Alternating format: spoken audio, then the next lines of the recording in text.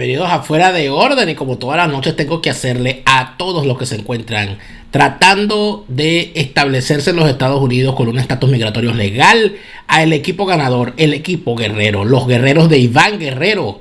Iván Guerrero tiene el mejor equipo de abogados para tratar de llevar tu caso adelante de la mejor manera y que ese caso de asilo, esa visa, ese estatus migratorio tenga las características que tú quieres que tenga. Iván Guerrero tiene desplegado a sus abogados en todo el país. Pueden atender tu caso en todo el territorio de los Estados Unidos. Pueden atenderte directamente a través de los números telefónicos que ves en pantalla. Número telefónico 24 horas, lo puedes llamar a cualquier hora y puedes, por supuesto, cualquier día de la semana contactar con ellos y tratar de buscarle con estos guerreros la solución a tu caso. Ellos tienen oficinas físicas no solamente en la Florida, sino también en Texas y muy importante en Carolina del Norte, donde logran cubrir buena parte también del territorio de los Estados Unidos. No le dejes tu futuro migratorio, tu estatus migratorio a cualquiera en sus manos. Dáselo a alguien que pueda pelearlo por ti como si fuera suyo. Iván Guerrero, abogadoguerrero.com, @miabogadoguerrero, el guerrero para tu caso migratorio. Existen personas con limitaciones para realizar compras en los Estados Unidos vía online. En PC Phone USA te ofrecemos servicio de compras asistidas. Realizamos tu compra en cualquier tienda, los productos que deseas y te lo enviamos directamente a Venezuela. Todo lo que necesitas sin moverte de tu casa. Automotriz, computación, telefonía, juguetes, hogar, mercancía en general. Comunícate con nosotros por el 469-337-1284. 469-337-1284. PC Phone USA.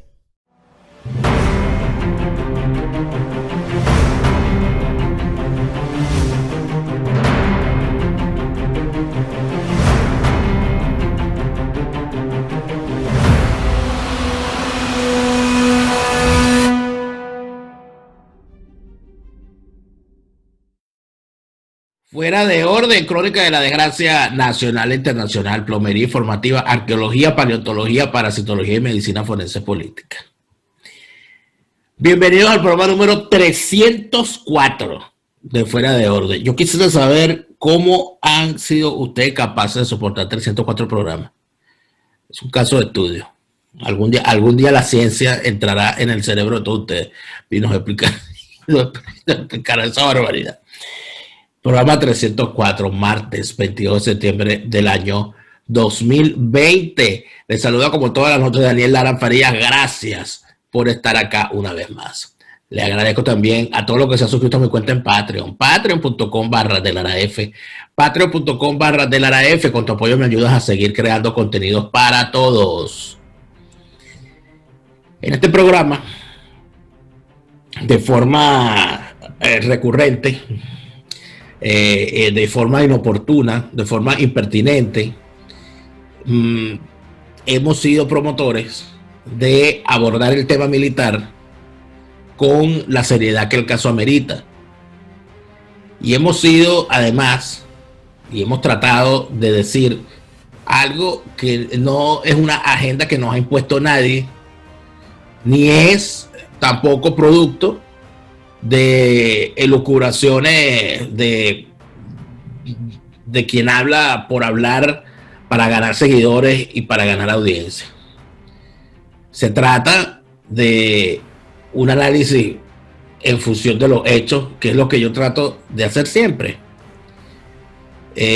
No estamos en Venezuela frente a una fuerza política. Estamos frente a una corporación del crimen transnacional. Así ha sido denominada. Y esa corporación del crimen transnacional es una corporación en buena parte militar, sostenida por el poder de las armas. Pero en caso de que no fuese militar, se entiende que la solución frente a una corporación criminal no debería ser ponerse a hacer política. Porque si algo nos ha demostrado estos 22 años es que hacer política frente a esa corporación criminal lo que ha hecho es atornillarnos en el poder. Porque estamos intentando curar un cáncer a punta de aspirina. Pero también ocurre otra cosa, que es que cuando uno busca hablar del tema militar, se encuentra con dos situaciones. Uno, se encuentra con unos políticos que no conocen del tema militar, y no solamente no lo conocen, sino que hay algo peor, lo desprecian el tema militar, lo pasan de largo. O te encuentras con el caso de militares que por X o Y circunstancias prefieren no hablar y no mojarse, cosa que es su pleno derecho. Pero no se trata aquí de hacer arengas ni de hacer explicaciones sobre quiénes hablan y quiénes no, sino de hacer una gran pregunta. ¿Qué tenemos que hacer en el tema militar para lograr las definiciones que se requiere hacer frente a esa corporación del crimen transnacional? Para eso hemos invitado al coronel Antonio Guevara, quien ya se encuentra con nosotros vía Zoom y al cual le agradecemos mucho por estar acá con nosotros. Ya vamos a quitarle el mute al micrófono, el coronel. El sistema debe estarle pidiendo allí, muy bien, para que conversemos con él. Muy buenas noches, coronel, bienvenido. Buenas noches, Daniel. Muchas gracias por la invitación. Lo primero que uno debe preguntarle, porque hay mucha gente joven que ve estos contenidos y mucha gente también que de alguna manera no podría no estar al tanto, habría que preguntar quién es Antonio Guevara, y la gente igualmente preguntaría, ese señor fue chavista, ese señor fue golpista, ese señor ¿de dónde salió? Y el coronel Antonio Guevara, ¿en qué año entró usted a la Academia Militar? Yo entré a la Academia Militar en el año 1973. Y egresé el 5 de julio de 1977. Del año 77. ¿Usted es de la misma promoción que Hugo Chávez? No, cuando yo ingresé a la Academia Militar, Hugo Chávez ya tenía 2 años en la Academia Militar. Nosotros coloquialmente decimos que esa promoción formó parte de lo que uno llama los padres de nuestra promoción, porque fueron los que se encargaron de recibirnos, de inducirnos, de proporcionarnos ese proceso que llaman el proceso de adaptación. O sea, que usted es hijo de Chávez. ¿Perdón? Usted es hijo de Chávez. Pero es una buena forma de ir aclarando las cosas, ¿no? No sabe a qué atenerse. No, en absoluto. Esa es una expresión coloquial que se utiliza en la Academia Militar porque siempre ponen de sponsor. Terminó temprano esto.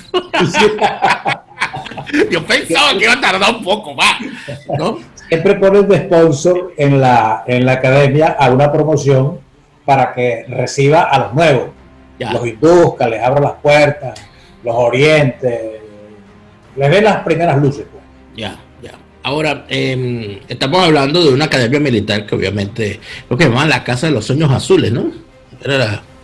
Bueno, esa es una expresión que se impuso desde 1998 para acá, porque yo entré y el apelativo, el referente que tenía la Academia Militar en esa oportunidad era la Academia Militar forma hombres dignos y útiles a la patria. Esa era la expresión. Bueno, pero eso es muy importante, porque estamos hablando que la Academia Militar de formar hombres dignos pasó a ser una casa de sueños, ¿no? Sí, claro. Pero eso fue una imposición revolucionaria, un poquitico para contrastar con la Universidad Central de Venezuela, que era la casa que vence la sombra. Que vence la sombra, exactamente. Sí, pero entonces, la casa de los Sueños Azules suena como a formación de poetas, ¿no? En todo caso, ¿dónde estaba el coronel Antonio Guevara? Que quizás esto nos va a dar las respuestas a todo lo que viene después. ¿Dónde estaba el coronel Antonio Guevara el 4 de febrero del 92? El 4 de febrero de 1992 yo era oficial alumno en la Escuela Superior del Ejército. Yo debo decir que a mí me sorprendió, porque yo vivía en San Antonio de los Altos y generalmente bajaba entre 4 y 4 y media de la mañana para Fuerte Tiuna, porque entraba por eso que llaman la alcabala número 3, que es el kilómetro 0, y bueno, siempre aprendía mi radio cuando venía bajando mi vehículo, y en ese momento que yo venía bajando estaba hablando el presidente Pérez, estaba dirigiendo al país. Allí yo me enteré que había un golpe de Estado. Por supuesto, entré al fuerte, nos concentraron en la escuela superior y nos encerraron allí en un aula a los alumnos a ver y a oír cómo se desarrollaban los acontecimientos. ¿Y qué se oía y qué se veía desde ahí, desde ese salón? Bueno, no, realmente la gran mayoría, a excepción de un oficial alumno que sí participó directamente, la gran mayoría de lo que estábamos era expectantes, porque a todos nos sorprendió, los alumnos, estamos allí, lo que estaba ocurriendo. El único que estuvo comprometido, que hasta ese momento supimos que estaba en ese proceso, era el entonces mayor Alastre López, creo que fue alcalde del Tocuyo, y creo que todavía está activo. Creo que lo tienen de general de brigada activo trabajando con la Casa Militar. Ahora, usted no estuvo entonces en las conjuras del año 92. No, en absoluto. Y querría preguntarle, lo que dice la gran mayoría de los oficiales que estuvieron en la fuerza activos en aquel momento, es que no era un secreto para nadie las actividades de Hugo Chávez. Usted, siendo más o menos cercano generacionalmente, si bien lo sorprendió el día del golpe por no estar involucrado ni ser oficial de inteligencia, que parece que todos los oficiales de inteligencia sabían lo que estaba ocurriendo, cuando usted escuchó que había un golpe de Estado, quizás se sorprendió, pero cuando escuchó el nombre de Hugo Chávez, ¿se sorprendió? No me sorprendió, y te voy a explicar por qué. Yo trabajé, estuve, pudiéramos decir que soy un protagonista indirecto del conocimiento del área de la información ya procesada, eso que llamamos en los medios militares la inteligencia, en relación a lo que se venía desarrollando desde hace mucho tiempo, mejor dicho. Porque yo fui ayudante del general Peñalosa y estuve en el año 88 en el alto mando del ejército, allí de cerquita, en el año 89, al año 90 y hasta el año 91. De verdad, pues, que todo eso que ocurrió cuando salió el nombre de Hugo Chávez, no me sorprendió. Creo que salió más o menos, creo que fueron como las 11 de la mañana, 12 del mediodía, cuando eso ocurrió, entonces empecé a buscarle la articulación y a conseguir la explicación a muchas cosas. ¿Y a usted nunca lo tocaron los formadores de ese movimiento bolivariano dentro del ejército? En absoluto, a pesar, debo confesarte que a pesar de que había, porque yo tengo amigos chavistas y tengo amigos que no son chavistas, no puedo eliminar de un día para otro lo histórico.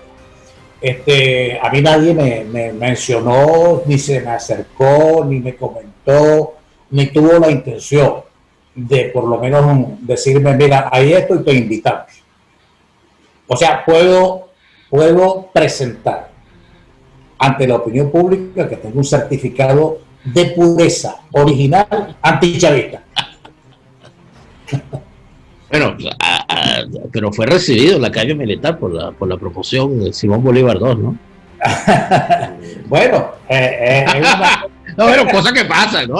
Son cosas que pasan. Es una manera de atravesar, se llama el charco y salir indemne. Ahora, eso es quizás el primer hito para uno, más o menos, entender la trayectoria de un militar de estos años. Ya nos dijo dónde estaba el 4 de febrero y dónde estaba el año 92. ¿Dónde estaba el coronel Antonio Guevara en los días de abril del 2002? Sí, es verdad que me metes en un proyecto. Bueno, no estaba con Chávez, ¿no? No, en absoluto. El 11 de abril del 2002, yo te puedo desarrollar, pero yo creo que los 20 minutos que tenemos, ni el primero ni el segundo segmento. Puntualmente, ¿usted se encontraba en alguna brigada? ¿Estaba en Caracas? ¿Estaba fuera de Caracas?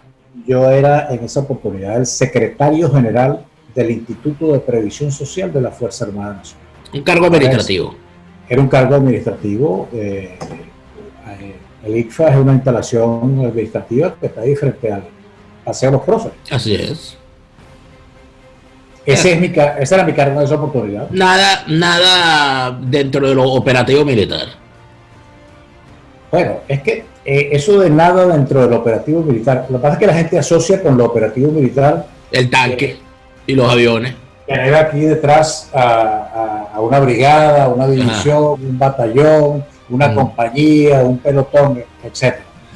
Lo operativo, los referentes operativos que puede tener un profesional están montados sobre la trayectoria que he tenido. Independientemente de que esté ocupando un cargo administrativo.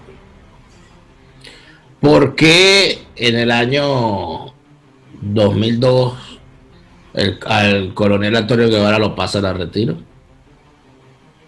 Bueno, en primer lugar porque me abrieron me sindicaron por tres delitos militares que se llama rebelión militar, sublevación y privación ilegítima de la libertad del presidente de la República.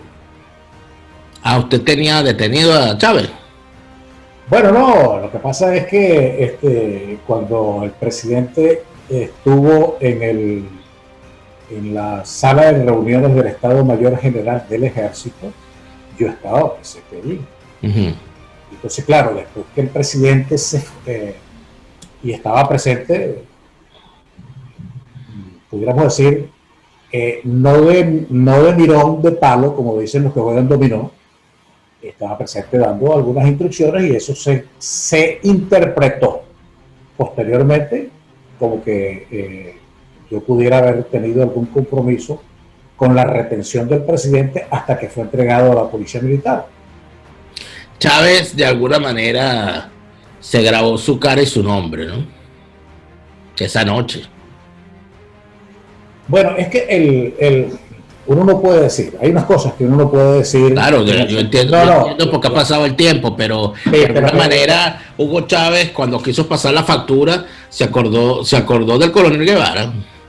Bueno, no, es que a eso es que me iba a referir, que hay unas cosas que uno no puede decir a estas alturas de la vida, que eso no ocurrió, porque en primer lugar, todos los hechos que ocurrieron el 11 de abril de 2002, desde el primer pronunciamiento desde Chacaíto, de los oficiales generales y almirantes que hicieron el pronunciamiento público, hasta las 6 de la mañana cuando salió a través de la cadena de radio y televisión el doctor Pedro Carmona Estanga asumiendo la presidencia de la República.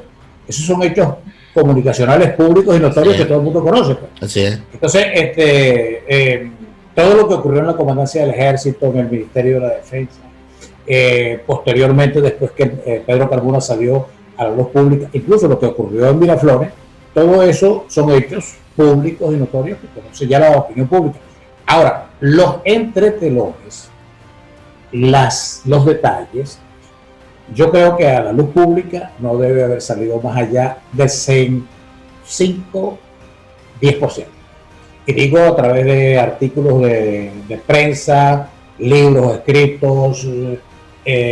Bueno, pero eso de alguna manera es parte del hermetismo militar, porque inclusive puedo decir que yo he conversado con muchísimos oficiales de distintas épocas para escuchar sus relatos de hechos históricos militares y el código de silencio militar se sigue imponiendo y eso de alguna manera uno lo entiende, pero ahora llegando al presente hay que decir que ha habido oficiales militares venezolanos que se negaron a formar parte del golpismo del 92, que se negaron a montarse en la caravana chavista para obtener prebendas cuando Chávez llegó al poder, que de esos también los hay, bastante, y que se pusieron del lado de las leyes cuando Hugo Chávez decidió a sangre y fuego mantenerse en el poder en el año 2002. Pero parece que eso no ha sido suficiente. Mi pregunta puntualmente, coronel, es la siguiente. ¿Por qué la gente siempre se pregunta? Dice, bueno, pero ¿cómo es posible que los militares hayan permitido esto? ¿Cómo es posible que los militares no se den cuenta? Pues siempre hay la sociedad como que voltea a los hombres de armas en tono de reclamo. sintiendo que todo esto ha ocurrido por culpa de los militares, porque han sido los militares los que lo han permitido. Usted como militar, ¿qué piensa de ese cuestionamiento? Pero en cierta forma hay un porcentaje de verdad en eso, en que los militares hemos permitido que la revolución haya llegado, que el actual sistema de cosas haya llegado hasta donde ha llegado. Ahora, esto no surgió por obra y gracia del Espíritu Santo de un día para otro. Esta es una conspiración que tiene mucho tiempo. Para llegar al año 92, allí hubo una conspiración, de la cual, vuelvo a insistir, en el porcentaje del 4 de febrero todavía no ha salido a la opinión pública el conocimiento realmente de lo que ocurrió allí y por qué ocurrió eso allí. Del 11 de abril del 2002 todavía no ha salido a la opinión pública ni siquiera el 10% de lo que ocurrió allí y por qué ocurrió el 11 de abril. Eso en términos de lo que hablando de los dos eventos militares que se convirtieron en un parteaguas de la historia política militar de Venezuela. Entonces, es verdad, hay una cuota parte bien significativa atribuible al sector militar, pero nada de lo que es atribuible al sector militar se pudiera haberse ayuntado si no hubiese habido participación del sector político. El 4 de febrero del 92, el 6 de diciembre del 98, que fue cuando llegó Hugo Chávez al poder, y el 11 de abril del 2002, cuando ocurrió lo que conoce parcialmente la opinión pública venezolana. Ahora, esto involucra muchísimas cosas porque ya se habla inclusive del tema del honor militar, de cómo unos oficiales que fueron formados en el combate contra las guerrillas, colombianas, los grupos irregulares colombianos, que fueron formados para defender la soberanía nacional y que en cada componente tenían lemas como Ejército Venezolano Forjador de Libertades, la Guardia Nacional, el honor es su divisa y ese tipo de cosas. Esos militares a los cuales uno de niño esperaba ver en cada desfile cuando salían el cuerpo de cazadores o el cuerpo de paracaidistas o el cuerpo de blindados. Y hoy uno ve el país invadido por cubanos, el país invadido por el Hezbollah, por el Hamas, por todo ese poco de bichos de uña, convirtiendo el territorio venezolano en lo que está convertido. Y uno se pregunta si de verdad la formación recibida durante todos esos años en la Academia Militar sirvió de algo. De verdad nosotros llegamos a formar de verdad militares para evitar que una tragedia como esta ocurriera, porque no parece. Sí. En cierta forma nosotros, yo puedo hablar a título personal, pero también voy a hablar del gremio, del colectivo. La democracia, a partir del 23 de enero de 1958, formó militares para la democracia, con lunares. Los lunares de los golpes de la naciente democracia, como el Carupanazo, el Barcelonazo y el Topiñazo, pero también los 10 años de combate ante la guerrilla castrocomunista. Eso, por supuesto, esos fueron lunares dentro del proceso formativo. Pero ¿qué es lo que ocurre? A medida que iba ese proceso que duró hasta 1998, 40 años, ese proceso fue asediado por el castrismo desde el régimen de la Revolución Cubana, y se le permitió la infiltración. Hay unas cosas que abrieron algunas brechas dentro de la institucionalidad militar, como cuál, en primer lugar, el proceso de pacificación, porque nosotros derrotamos desde 1964 hasta 1974, que duró el último teatro de operaciones contra la guerrilla activado, logramos la desmovilización militar de la guerrilla. Pero eso fue un proceso de pacificación en donde no se entregaron armas, no hubo justicia, no hubo sindicación ni establecimiento de responsabilidades, como generalmente se hacen los procesos de pacificación. Y eso abrió más la brecha que ya venía desarrollándose desde 1960 en la institución armada. ahí ocurrió entonces lo del 4 de febrero y entonces se expandió hasta que ocurrió lo del 11 de abril. La institucionalidad militar dentro de las Fuerzas Armadas Nacionales se cerró, se abrochó el 11 de abril de 2002, cuando en esas 36 horas que estuvo Hugo Chávez fuera del poder, después ellos aprendieron y dijeron, esto no nos vuelve a ocurrir. Vamos a quitarnos de arriba todo el remanente de institucionalidad y abrir otro espacio para voltear en 180 grados lo que eran las viejas Fuerzas Armadas Nacionales.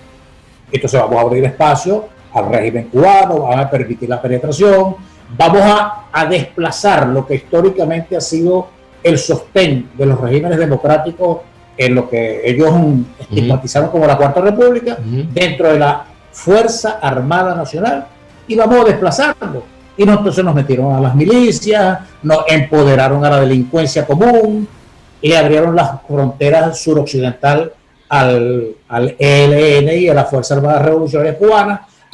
Y hay un punto muy especial que al que no lograron rendir a través de las cosas estas del honor y todo aquello, lo rindieron a través de los mecanismos de la corrupción, ¿no? Por supuesto, el Plan Bolívar 2000, que arrancó con eso el día siguiente. El primer plan que estableció Hugo Chávez al día siguiente de juramentarse, el 2 de febrero, el 3 de febrero, fue a Fuerte Tiuna precisamente a exponer el Plan Bolívar 2000 y cómo era. Mira, yo recuerdo esa época. Yo fui comandante de unidad táctica, o sea, de batallón, y yo sé lo que era un presupuesto. El presupuesto de un comandante en aquella oportunidad no pasaba de 100.000 bolívares. Entonces, y había que rendirlo, y había que justificarlo, presentar facturas y tener un finiquito de la Contraloría General de la República. Y de la noche a la mañana, ese mismo comandante de batallón le dan la oportunidad de administrar 500 millones de bolívares sin pasar por Contraloría y sin justificarlo y sin determinarse finiquitos. ¿Qué le estás diciendo? De 100.000. De 100.000 bolívares que administraba un comandante de batallón hasta 1998, lo pones a administrar 400 millones de bolívares sin ningún tipo de control. ¿Qué le estás diciendo? Bueno, no, que nos está diciendo usted a nosotros, nos está dando la solución del enigma, ¿no? Ya sabemos por qué razón ha pasado lo que ha pasado. Bueno, no, claro, y entonces los pones en cargos públicos, los pones dentro de la administración pública, no los pones como ministro, pero los pones como segundo, no los pones como ministro, pero los pones como administrador, y los pones exactamente a desarrollar, a gerenciar el poder de la administración pública, porque le das línea directa con el presidente de la República. Así es. Entonces tú puedes tener un teniente en un ministerio, y ese teniente tiene teléfono directo con el presidente de la República, con su comandante en jefe, diciéndole exactamente a quién crees tú que se le desarrolla el poder para mandar en ese ministerio. A ese teniente. Ahora, el ministro es una mampara. Evidentemente. Pero el tema de la corrupción sigue siendo entonces una constante. Sí. Coronel, luego de haber conocido entonces esto y de saber por dónde empieza y por dónde termina el tema de la institucionalidad militar, me gustaría en el siguiente segmento preguntarle ¿y cómo reventamos esto? Por supuesto lo que se pueda decir, porque tampoco se trata de darle armas. Esta es información abierta, lo voy a decir públicamente. Claro, pero tampoco se trata de darle armas al enemigo, pero sí me gustaría que en el próximo segmento conversáramos sobre qué hacer frente a esa maquinaria corrupta en la que convirtieron a las Fuerzas Armadas Nacionales, como se conocían en mi época, en plural. Las Fuerzas Armadas Nacionales, la Fuerza Armada Nacional, como se le conoce constitucionalmente, y que de forma inconstitucional están llamando ahora Fuerza Armada Nacional Bolivariana. En ninguna parte de la Constitución tiene ese remoquete. Pero vamos a hacer un corte y de regreso continuamos con esta conversación con el coronel Antonio Guevara.